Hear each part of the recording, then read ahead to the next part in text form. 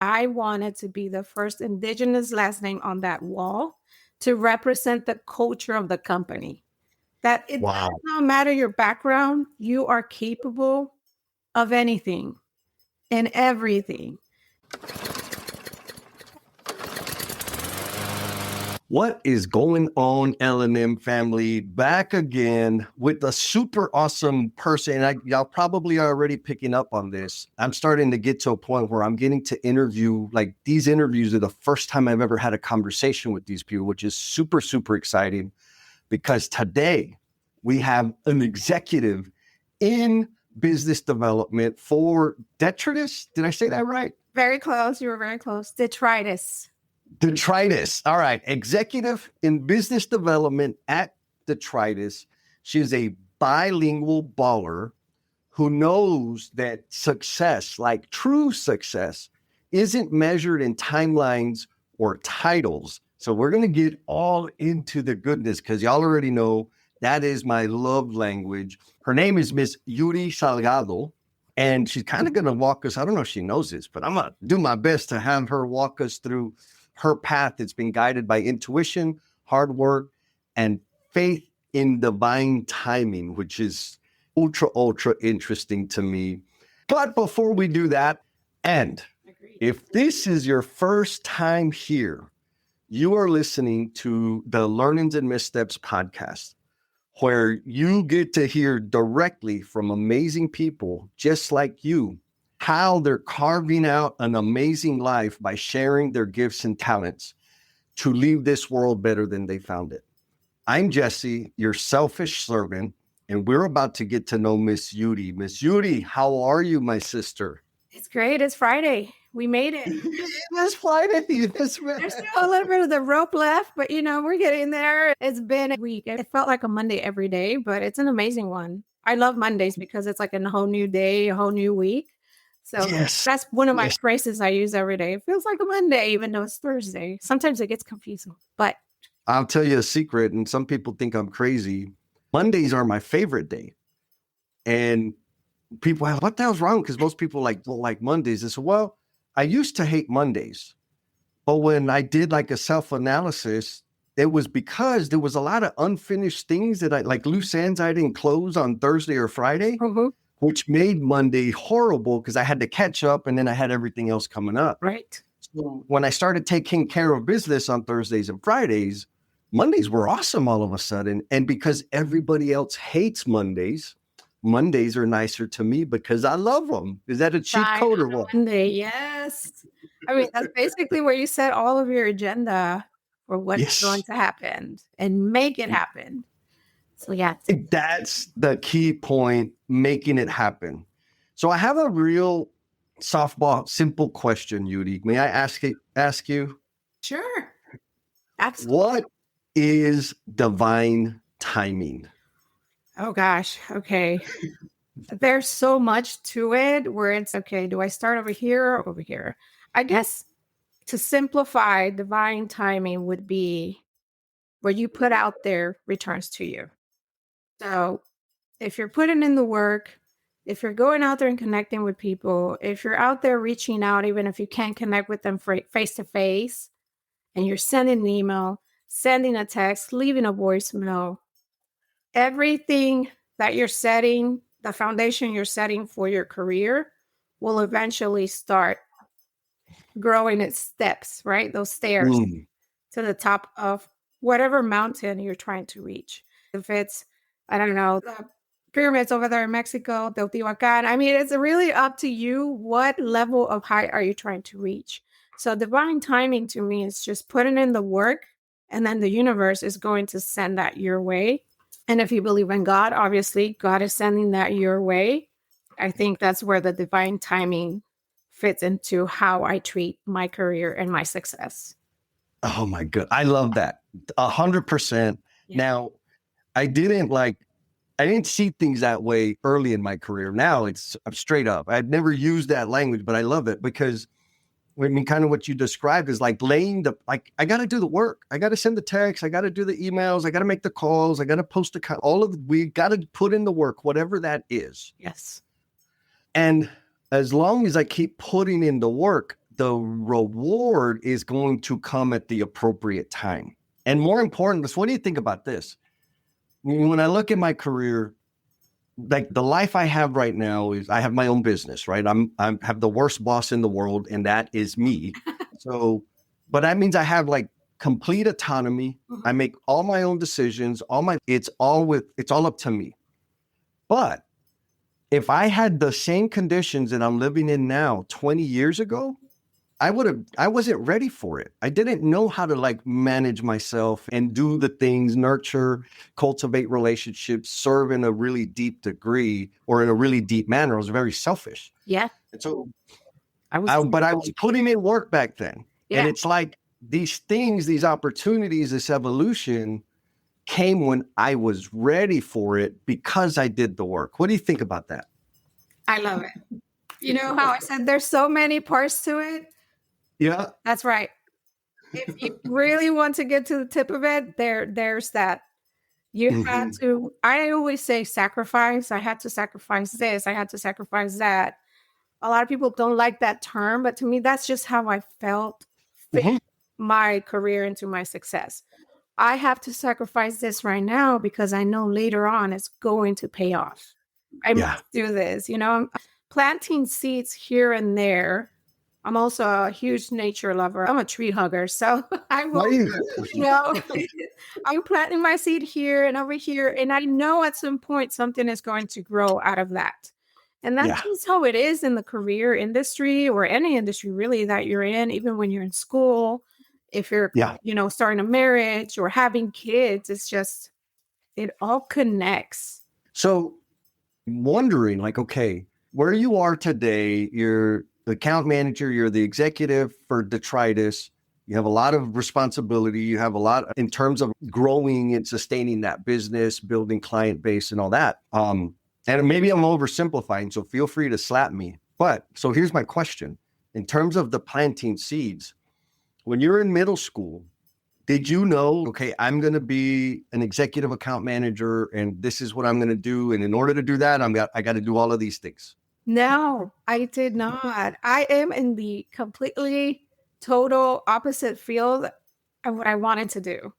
Yes. Really? Very different. I actually wanted to be a doctor and a nurse. So I wanted to be in the taking care of humans, the world, in any way I can and heal them and cure them and do what I can, you know? Yeah. I never saw myself in sales, but listen to this as well. I grew up in a household or first generation of being here in the United States. Yep. My family is from Mexico City. So first generation, we're establishing our foundation. So I grew up around cleaning houses. So I think that's why, because my mom was the one who did the cleaning houses. And so she would take me to do the translation when she was negotiating. When she was trying to get the jobs or trying to establish a relationship, partnership with the client, whatever it may be. And I was there as the middleman, helping my mom out to translate and just get it going for her. Anytime she needed any help, it was me. And I am talking about 8, 9 years old, helping her with this. So I believe that's where the divine timing came at such a young age as well. So oh my God, it's completely different to what I wanted to actually do, what I was doing in the transition of going into school, and then what happened after graduating. Oh my goodness. Okay, so there's an important piece there that I think a lot of people really have no idea. Being the translator for your mom. Now, this isn't just translating to order breakfast, right? You're translating in a business negotiation between your mom and the client. Yes. You're an 8-year-old. And so there's something that happens in our head when we're that young, because there's some people that know that life, but there's a lot of people that don't know that life. Yeah. So in your head, were you aware? Do you remember how aware you were of the brevity of the situation? Like you're talking money here. We're talking about food on the table, roof over our head conversation. I'm an 8-year-old. Was that in your realm of awareness, or were you just translating word for word? That's a great question. No, I was not aware of what I was actually bringing into the world of my mother at the time. I just thought this is what I have to do. And if I don't do it, I'm getting in trouble. My mom is going to tell me, what am I doing? So I have to make sure I'm available when she needs it. And it wasn't until maybe I got to middle school that I started understanding how important it was, not just to me and her or her and me, but just our family and also anyone within that industry, be able to Mhm. communicate, to be able to speak the same language and there not be a barrier. And just how these people were so open to negotiate with an 8, 9 year old, you know?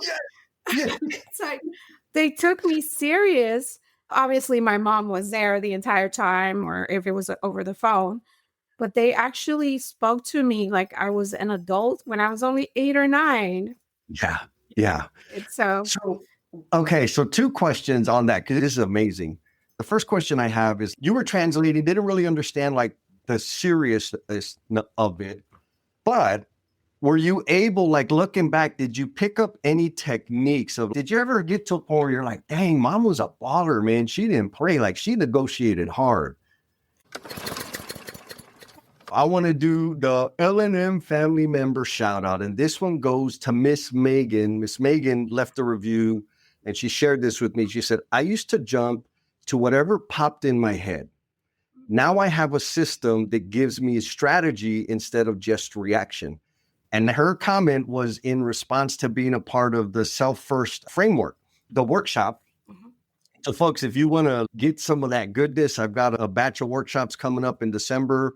There'll be a link in the thing. Do the link, do the clicking. It'll be awesome. But more importantly, I love getting reviews. I love getting feedback and requests. So, folks, if you're out there, leave me a comment. It gives me a really great excuse to shout you out in the future. yes. So if I learned how to be a hard worker, it's from my mom. And I wear that as if it was a tattoo all over me. It's like I am a hard worker because of my mother. I learned Yeah. through her so many techniques that till this day I just can't believe. And then some of them I forget, they come up later. Oh my gosh, this is what I had to do in the cleaning industry. Now I do it in the construction industry or facility management, whatever it may be, an event.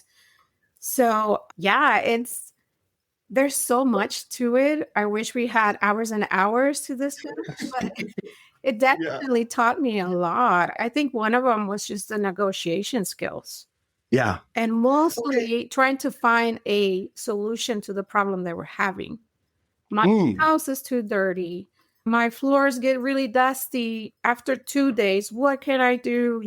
And so me being the middleman there trying to problem solve as well, because mostly that's what it narrowed down to. If I pay you, how clean is my house going to stay? How often do I Mm. need it? What type of cleaning do I need? Before it used to be very basic, the cleaning. Today's very different. Oh, yeah. I, back in the day, I'm talking about 15 years ago, everything was included in the cleaning. It was one price, and this is what you're getting. It's all broken down. It's so funny. It's Yeah. like when you're setting up a job site and they need a portable restroom, fencing, storage container. It's all broken down in the cleaning industry. Yeah. Oh my goodness. I've come to believe that we all have a different definition of negotiate, of what negotiating is or what a negotiation should be. Like in the simplest term, in the 8-year-old Yuri definition, how would you define or describe what a negotiation should feel like and accomplish? Well, that's a really good question. I just knew that $5 was a lot of money.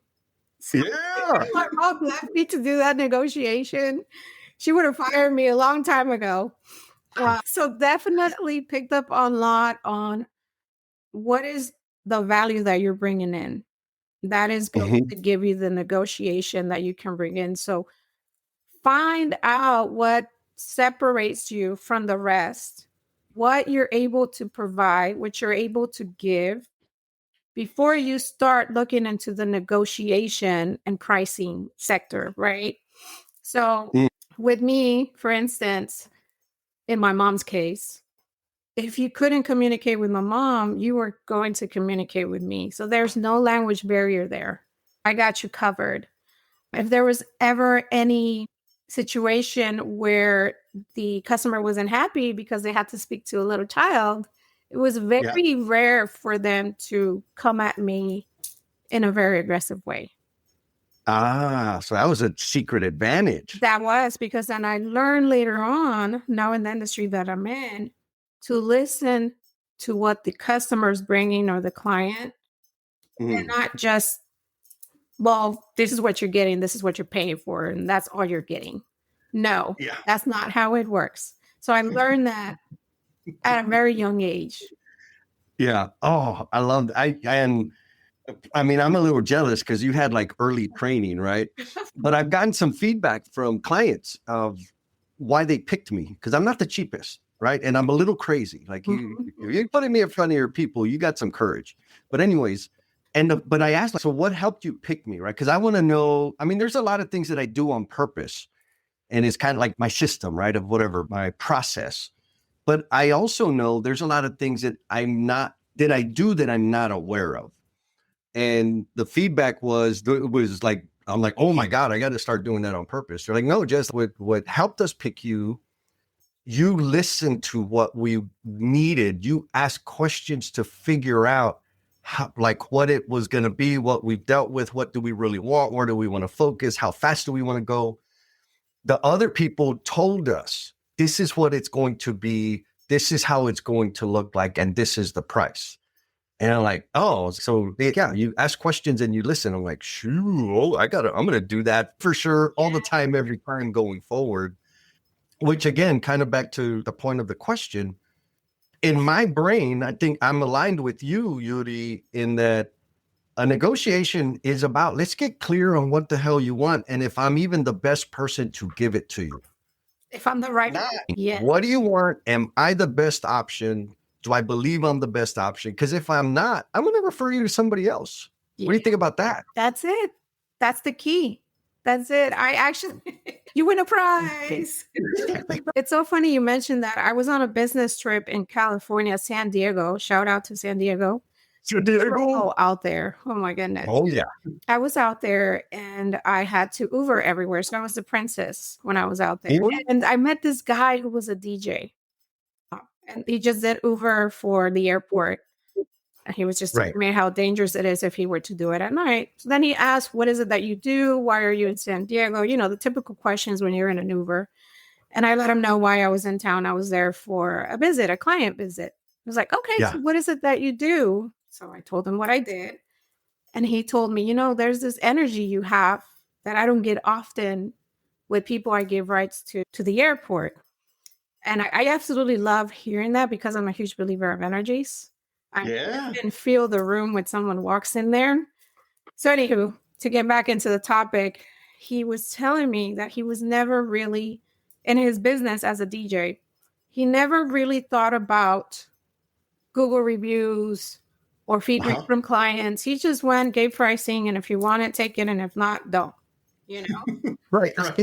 But it wasn't until he started to talk to the bride, because most of the callers are brides, and started hearing them and started then figuring out how to make their event beautiful, because that's like the day that is very important to every princess out there, you know? So it wasn't until then that he realized I'm doing this all wrong.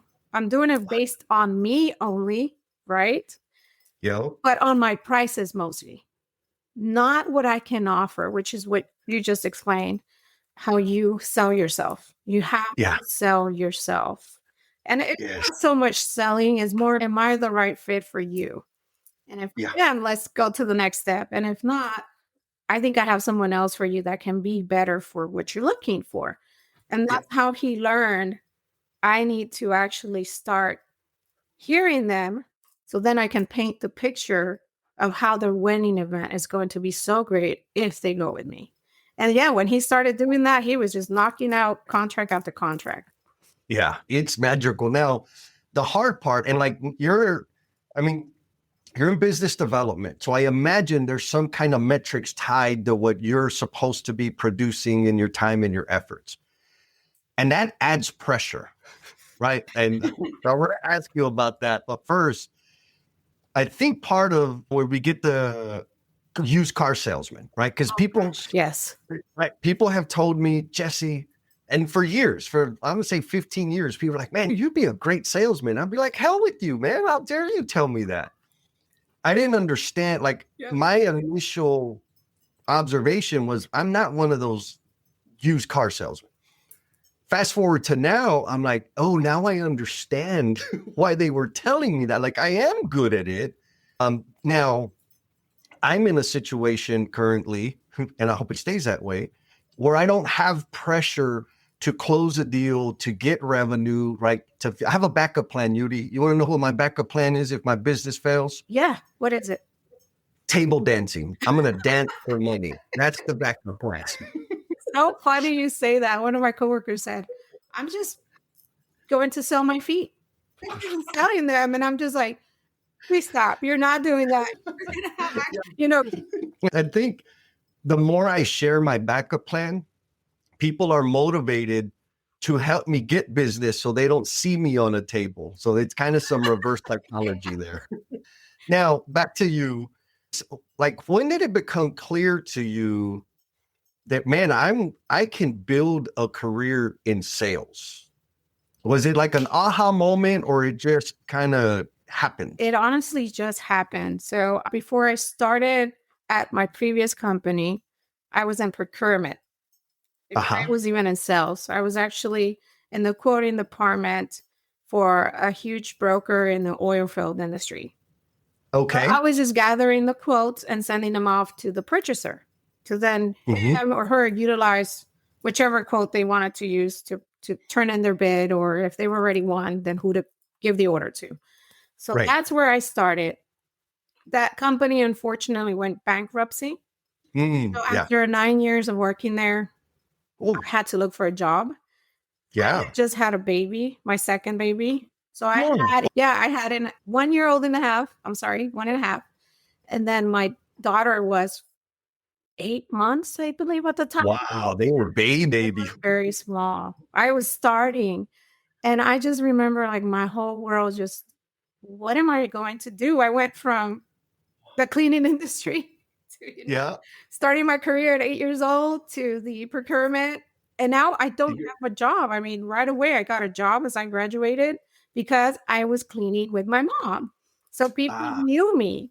And as soon as they knew I had graduated, they were offering me jobs. And this was the one that I took because it was good pay. Nice. So I lose that job.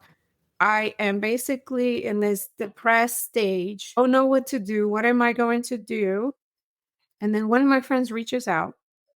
She's in the porta potty, fencing, dumpster stores, one-stop shop industry. Yeah. And she's, hey, we need people. Would you like to work here? Heck yeah, but I don't know anything about that in this. I mean, I don't mind. I'll learn. I will learn. And this is when YouTube started, sort of.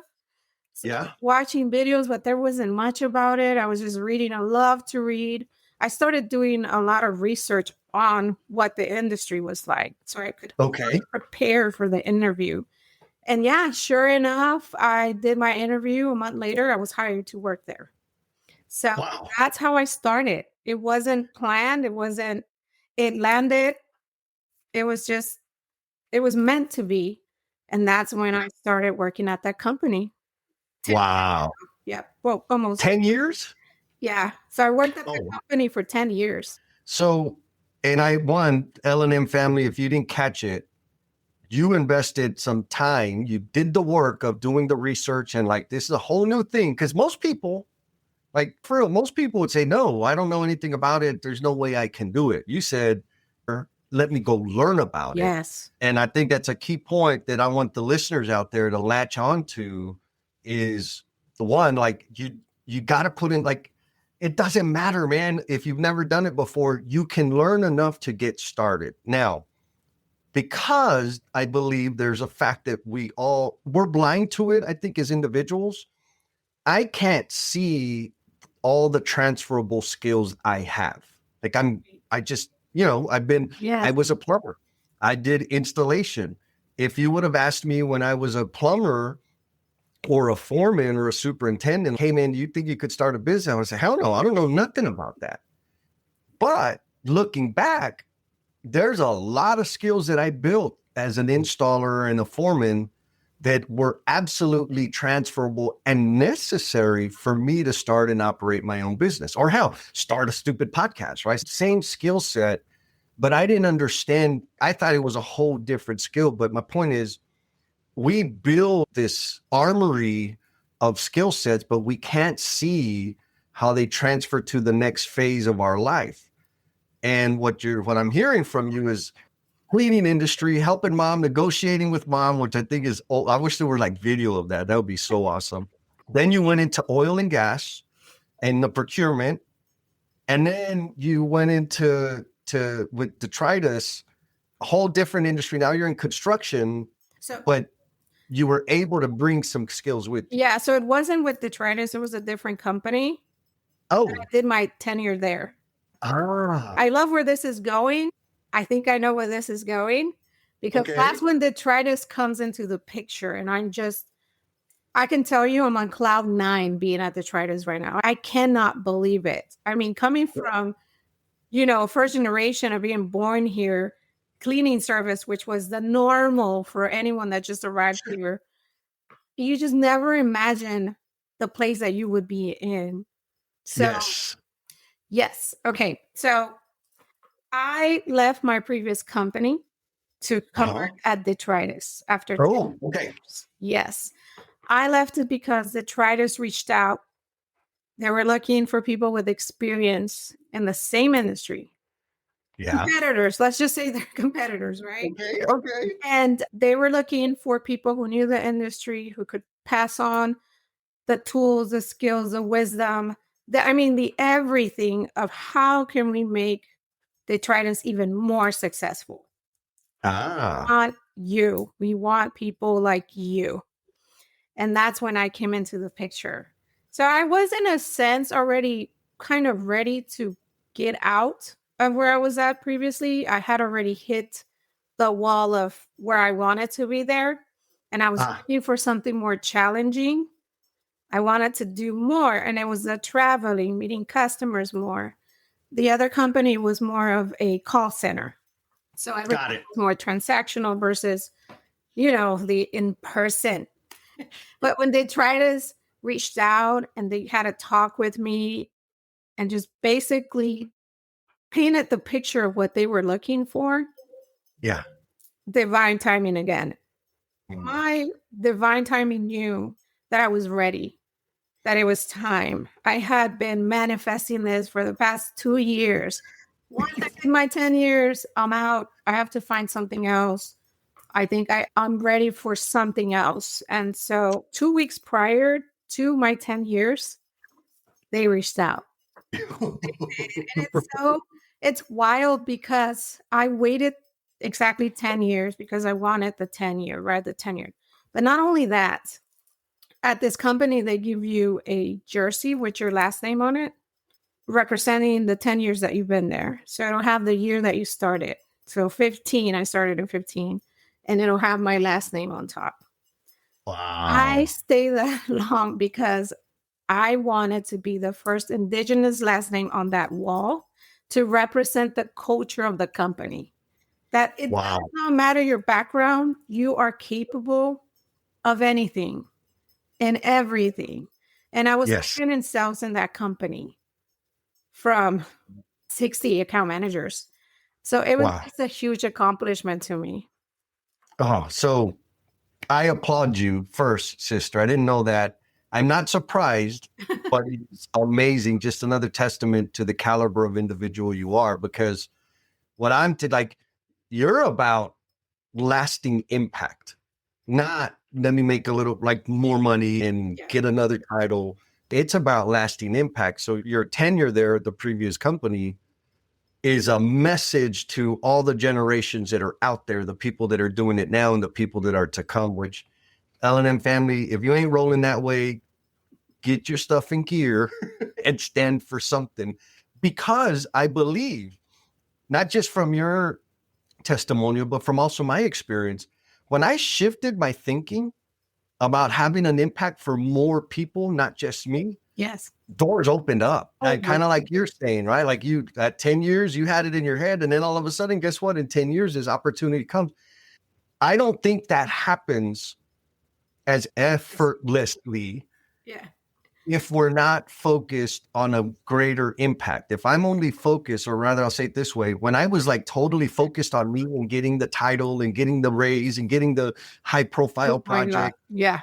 man, I had to work my butt off for that. And it was hard.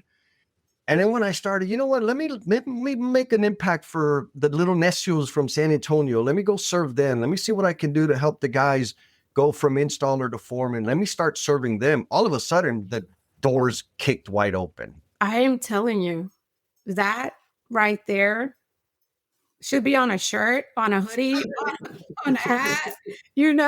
That is exactly it. That's it. That's another key. This year, I call every year, it has its own name. And this year has been the year of leap of faith. It has because, from being at a company 10 years and then restarting in a sense, not really restarting, but you're having to put yourself out there again in a whole new company. And so it has been like that. So when this door opened, I just knew it was time for that leap of faith year. And that's what it's been. It's been a lot of leap of faith this year. And I'm so grateful for my husband that supports it, or else, and my kids. Yeah. So that brings up a freaking super, super important point is like the people you have in your life can make that a beautiful experience or a painful experience.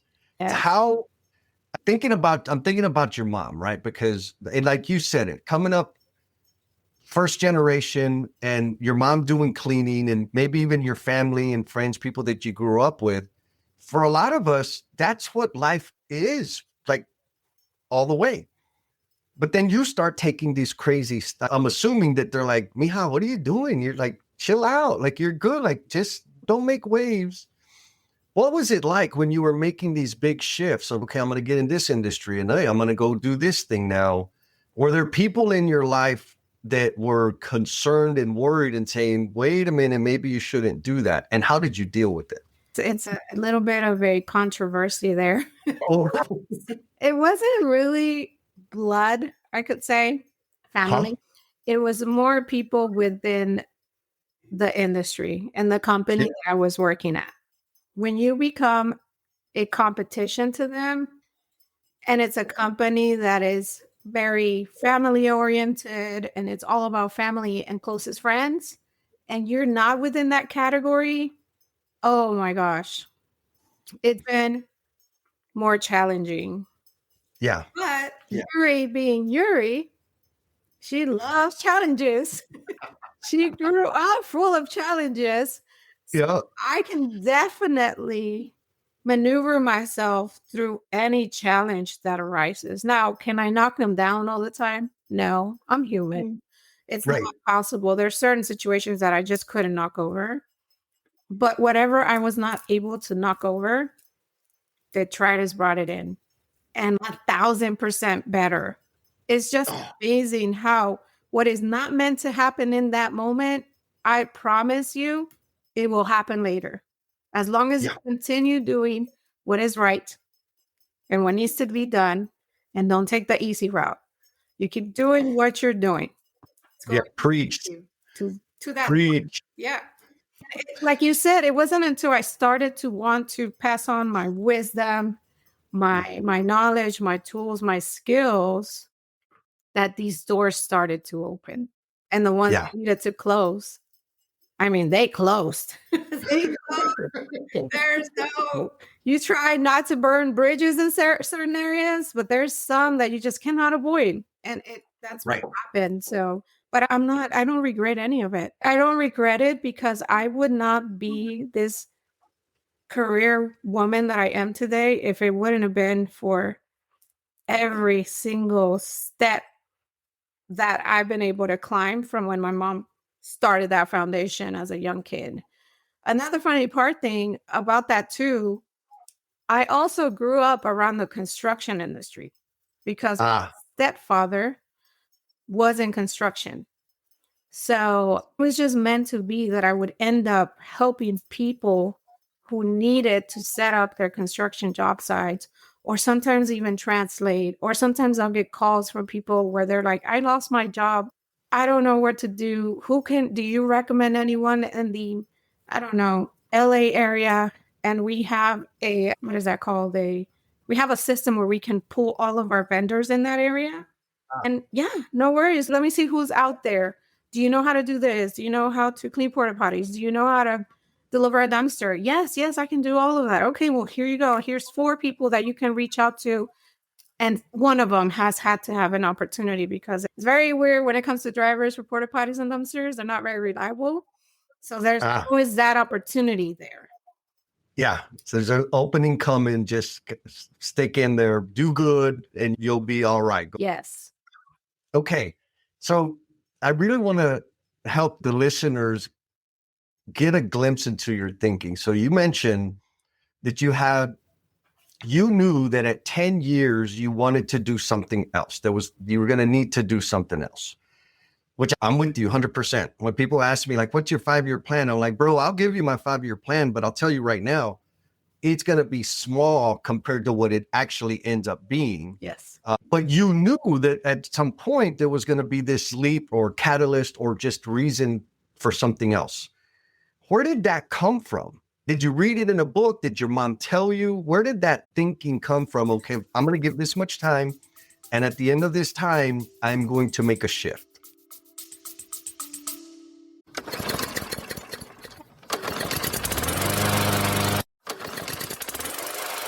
2026 is right around the corner, and I want to help you make this year the year you finally put yourself first.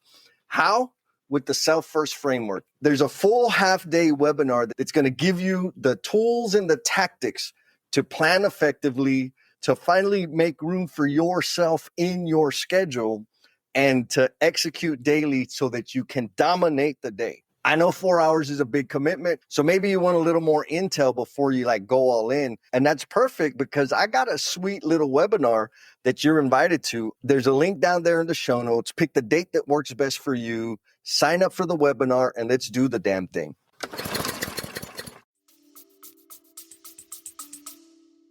I think it happened about 2 years ago when I was trying to do the whole life and work balance. Ah, okay. That's where it really hit me the hardest. I was actually at a retreat, a company retreat, because at the previous company, anyone who hit the Millionaire Club, they were taken to a mini retreat.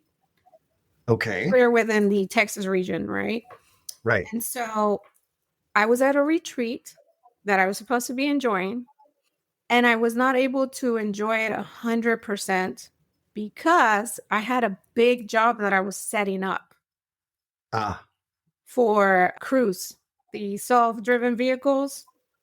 So I spent about 3 days of the 4-day retreat coordinating logistics and just getting everything set up because it was, when you set up a big job, you try for something not to go wrong. You try everything, but then there's always that one thing. In this case, they didn't deliver the Krug, I think it's pronounced Krug, right? The coffee pot. yeah. Yeah. The lady was so upset because it wasn't delivered. And so it was us trying to hunt down, where is that coffee pot? We need to find it. And if you don't deliver it, then we're going to go buy one and we're going to deliver it to her. But besides that, there was just so much other things happening that I was not able to enjoy my retreat that I had earned, Yeah. deserved. That's when it hit me.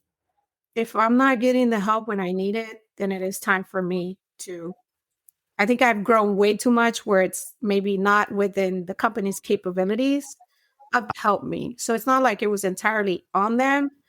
I just don't think they saw that growth happening. Yeah. And so whenever it did happen, they tried to assist, but at the same time, the assistance wasn't fully there just because Right, most right, of my jobs are very complex. So, right. and I would always offer to train and help and pass on what I knew, but not everybody was open to that because that's where this industry, if it's not my client, I don't treat it like my client. They're on your own. Yes. Yeah, no, that's weak sauce. It was, How a lot of people function. That's how a lot of people function. Oh, that's not on. If it's not on my job description, I don't have to do it. You can play that game, but you can stay right where you're at forever. yeah, that's why I said it was controversial because it's just, it was Yeah, tough. That's when I knew, well, you know what? I think it's time. And the next one that I go to, I need to teach everybody what I know, what is need to, what is needed to be known. That way, when Yuri goes on vacation or Yuri decides to flee the country, just kidding, they know what to do. You don't have right, to, right. you don't have to create a clone of Yuri. I will train them and they will get, Yeah. they'll understand. Yeah. Wow. Okay, so what was it? I mean, it sounds like detritus was like, oh, this is a not just an opportunity for you to grow, but also an opportunity for you to create the conditions for other people to grow. What was it at the like on those first dates, right? Because I know how this works, right? They meet you, they talk to you, then you breakfast, then lunch, and then eventually you're like, oh, I'm in love with you. I'm gonna leave. What was it about them, about the organization that signaled to you like I can really create what I believe would be an amazing experience and have lasting impact? Because it sounds like they're facilitating that. Yeah. Yes. What I love about detritus that everyone who's in leadership does not act like they're in leadership. Oh, Yeah. okay. They're another Yuri. They're another Gary. They're another Keith.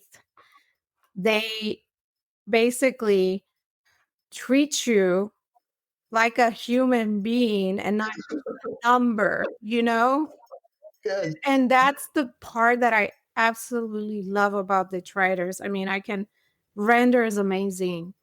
David, he's the mastermind behind creating our system. There's Wow. Zach, there's Garrett.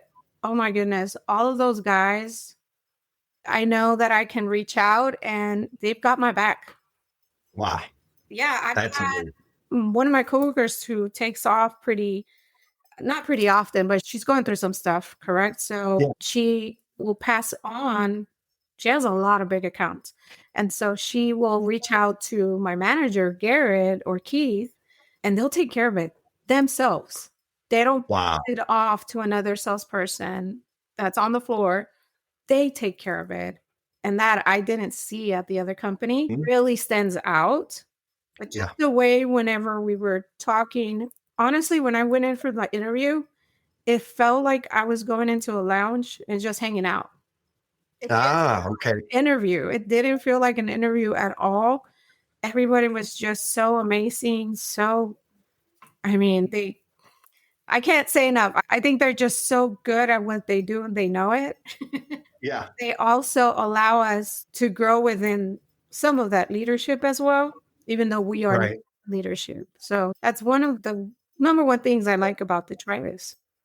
Yeah, that's amazing. It sounds like an amazing environment, and it's rare. I'm sure you know. Oh yeah.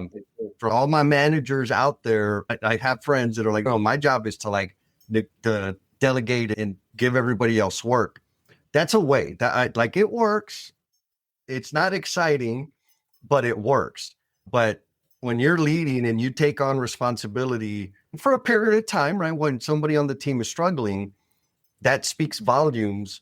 And then I think again, like the recurring thing that comes up is like just listening. They're listening to your ideas. They're open to support. Like that creates, I'll say it this way. I believe that's what creates the conditions for people to thrive and grow and share great ideas and innovate and contribute to the overall business, not just do the stupid tasks that are on the job description. And furthermore, I'll add, like in the construction industry down at the project level, I've seen it all over the place where the leaders that like demonstrate interest in their people, and I don't mean let them get away with sucking. I just mean treating them like a human being.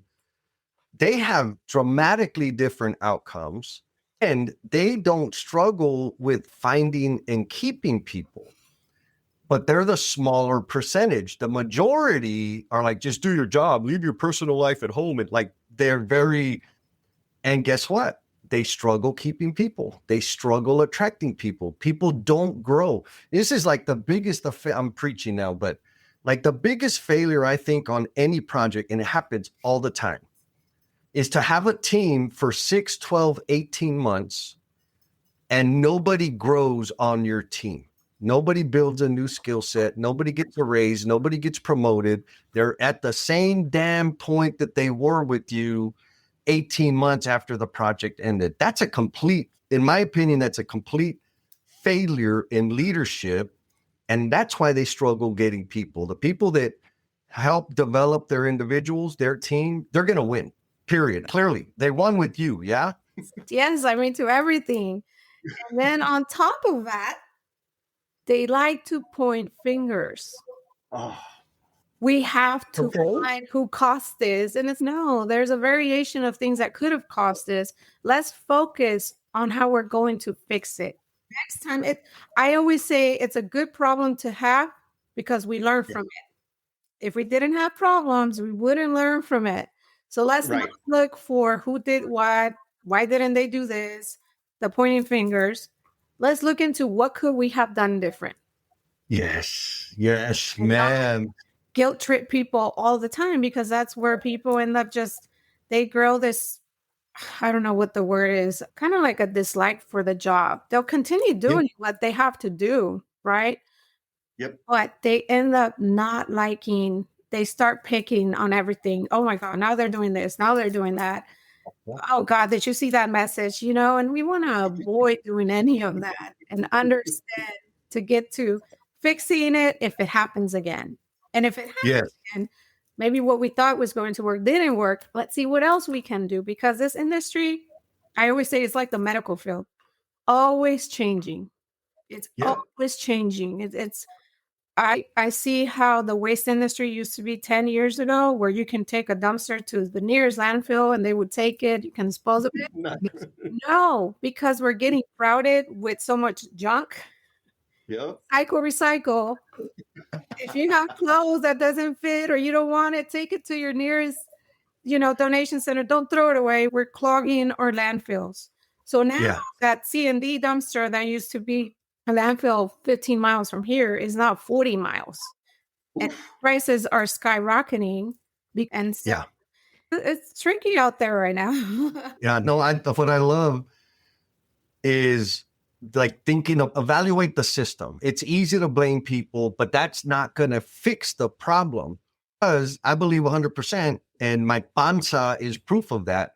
Our system, like the experience that I'm having, the results that I live are a product of a system that is perfectly designed to produce that result. Meaning, I got some extra insulation around my waist because my system of exercise, nutrition, and rest is designed to produce exactly what's happening. I could blame it on the taco lady. I could blame it on the guy that gave me my order at Whataburger, but it's not their fault. It's my system of overeating, not exercising, and not resting. And so same thing at work. When there's a negative outcome, sure, everybody wants, like everybody, it's natural, it's instinctual. Who did it? No. The system was designed to allow that to happen. Mm-hmm. Let's fix the system so that it doesn't happen to anybody in the future. Yes. And that takes massive discipline. So props to you, girl. Yeah, it's the 10 years. That's it. It goes all the way back to when you were when 8. I was 8. All right. So what is your, like, I mean, you touched on this earlier when you talked about getting their name on the wall so that, people from our background can say, oh, look, we're represented there too. What would you say how your multicultural background has helped you in business, like in the role that you play now, and just in your career in general? How has it helped me? That's another great question. I think it has really helped me to have more empathy, more understanding, more feeling. As a woman, we're full of emotions that you cannot deny. And in Yeah. industry, it's very hard to separate emotion from logic or put emotion with logic. It's like, when do I do that and when do I not do that? So I think it's the empathy part where I Wow. gained that skill really well to be able to connect with the correct person that reaches out to me and be a good fit for them. Yeah. That's Amazing. really what it is, the empathy part, because every single person that is reaching out, even if they're just reaching out for a porta potty, I need a porta potty at my job site. That's a problem. And I want a Yeah. solution. This is what I can do for you. Let's figure this out, and just treating them like not the GM or the GC or the PM. I want to know a little bit more. Some of them don't Yeah. enjoy small talk though, which I tend to do a lot. But yeah, I think it's just the empathy part and just getting them set up. I mean, it's amazing how important a restroom is needed at a job site.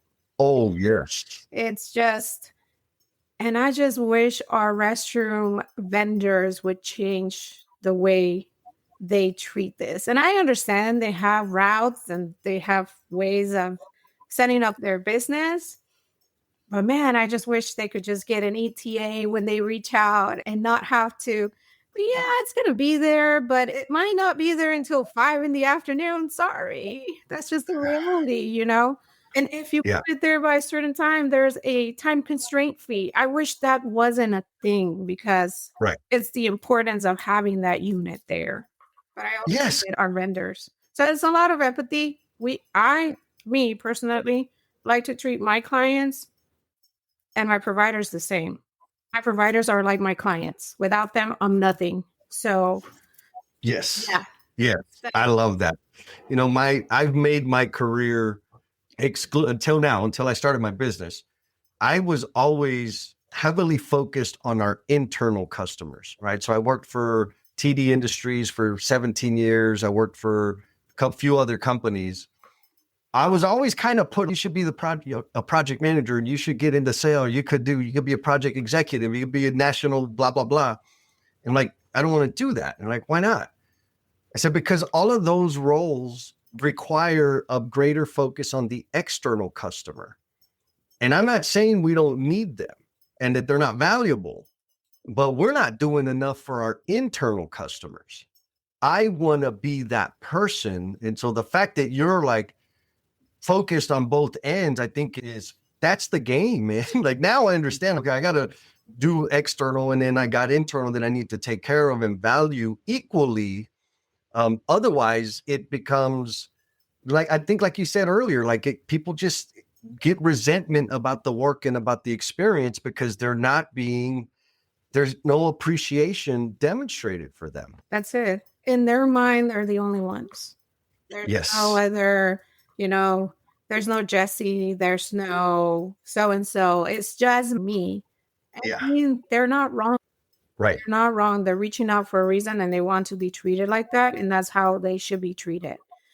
But absolutely with some realistic expectations there. Right. Well,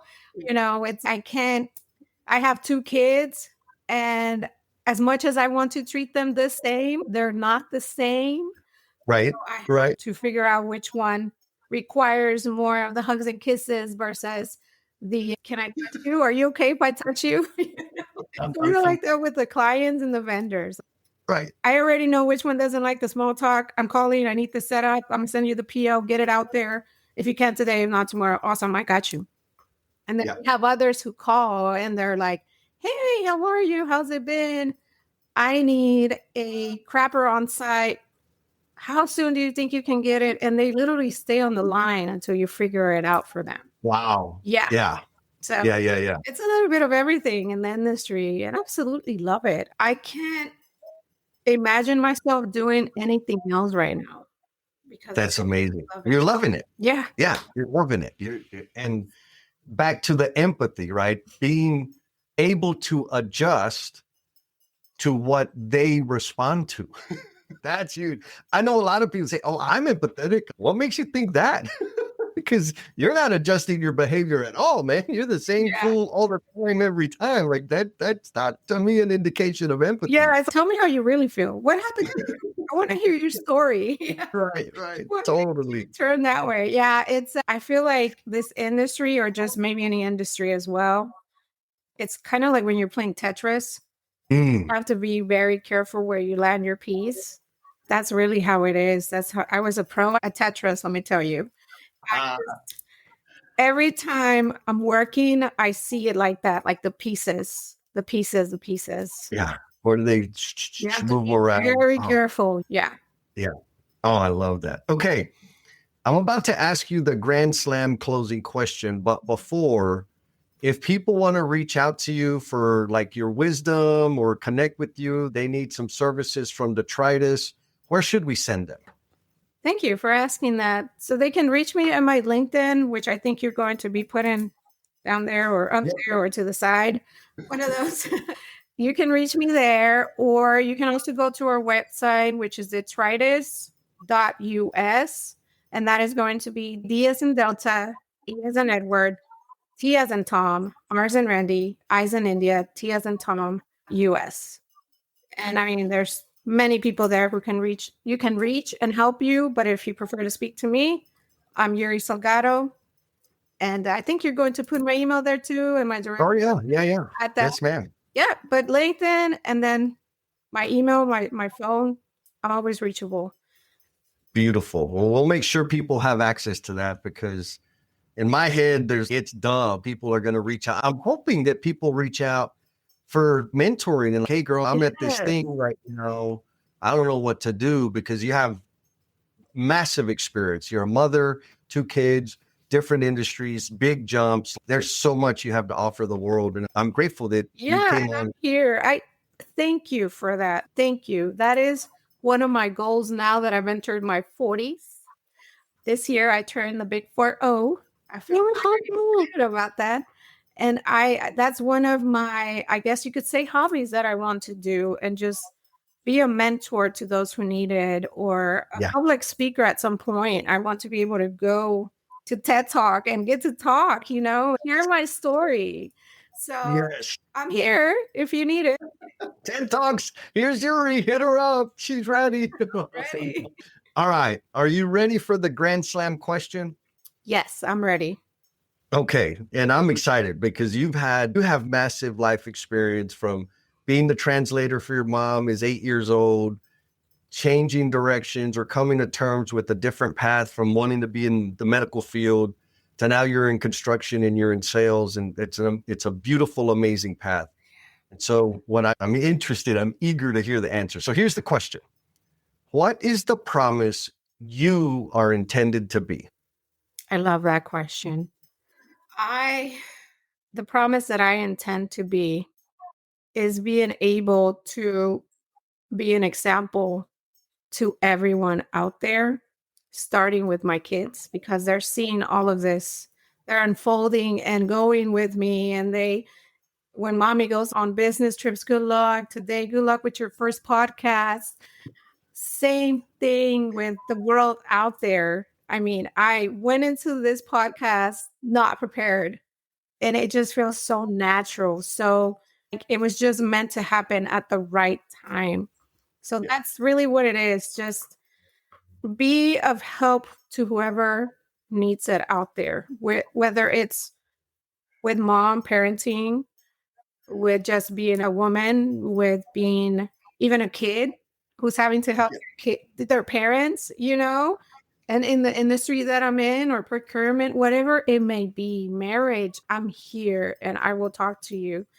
I did 3 years of therapy Okay. because there were so many tools that I was still missing that I wasn't taught when I was growing up. And so I did 3 years of therapy.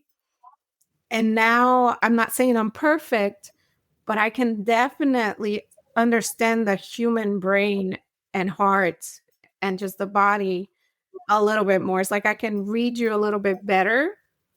And if I see that you're stressed out, I can read that too. And I'll be there to give you that support that you need. It's just more of the support. I want to be that. If you're in that day, you woke up and the chair is missing that little roll thing, I'll be there. I'll be that little chair, that little wheel for you. I got your back. you know. That's amazing. Oh my God. I love beautiful answer. Thank you, Yuri. Did you have fun? I had a lot of fun. We can do this again. Yes, put me as the number one there. It's amazing. And what you do is amazing too. So I do have a question for you. Please. Yeah, plot twist. If you could choose from when you were 20 to 30 to now, right? Yep. If you could choose a journey or final destination, which one would you choose? It's the journey all day, every day. In my 20s, I was focused on a destination. In my 30s, I was still focused on a destination, but this doesn't feel right. And then I finally got to what's the direction? What's the journey? What's the path? And if I just stay on the path, my life is way more fulfilling and way more amazing. The destination it's never big enough. It's never deep and meaningful enough as the path or the journey. Love it. Love it. I'm there with you. That's a freaking awesome question. I'll steal it from you. Please do. Please do. It was an absolute pleasure. And I hope we get to do this again. Like I said, I'm at your service. If you ever need anything else, let me know. If there's anyone that might be shy to reach out to me and they reach out to you, tell them not to be shy, just to reach out. I'm here to read. If they rather just message me, or if they want to get on a call, if they want to get on a video call, I am all of that and ready for that. We will make it happen, my sister. Thank you for sticking it out all the way to the end. I know you got a whole lot of stuff going on. And in appreciation for the gift of time that you have given this episode, I want to offer you a free PDF of my book, Becoming the Promise You're Intended to Be. The link for that bad boy is down in the show notes. Hit it.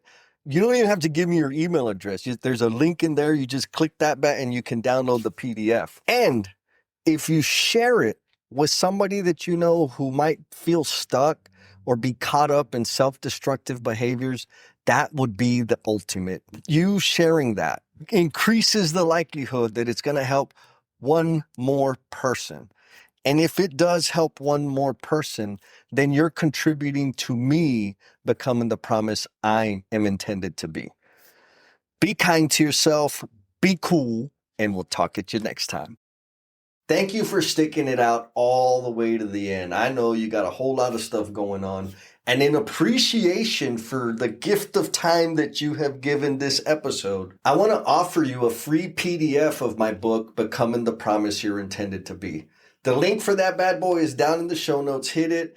You don't even have to give me your email address. There's a link in there. You just click that button and you can download the PDF. And if you share it with somebody that you know who might feel stuck or be caught up in self-destructive behaviors, that would be the ultimate. You sharing that increases the likelihood that it's going to help one more person. And if it does help one more person, then you're contributing to me becoming the promise I am intended to be. Be kind to yourself, be cool, and we'll talk at you next time. Peace!